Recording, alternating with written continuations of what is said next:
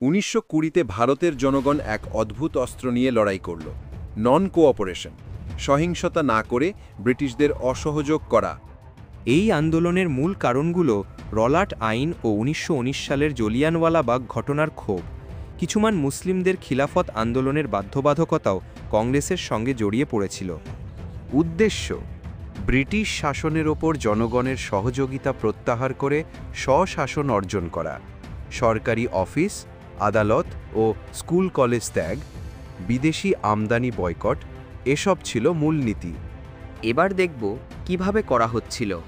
আইনজীবীরা British court ছেড়ে গেল, সরকারি চাকরি, সেনা ও পুলিশে যোগদানের বিরতি, ব্রিটিশ পণ্য বয়কট, খাদি গচ্ছে, ঘরের তুলায় ঘূর্ণন ও দেশি পণ্য ব্যবহার, সরকারি ক্রীড়া, স্কুল কলেজ বন্ধ ও সরকারি বাজারে অংশগ্রহণ না করা। পরবর্তীতে আসছে জনসমর্থন ও বিস্তার। এই আন্দোলন খুব দ্রুত শহর গ্রাম জুড়ে ছড়িয়ে পড়ল।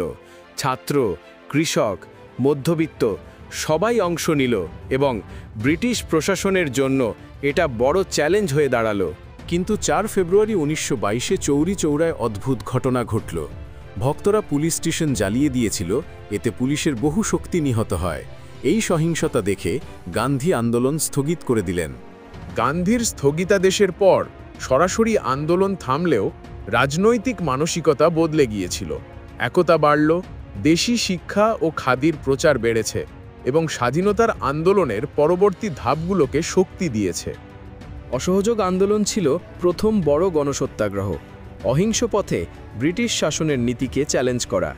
আরও জানতে এই চ্যানেল সাবস্ক্রাইব করুন এবং লাইক শেয়ার করলেই ইতিহাস জীবন্ত থাকবে।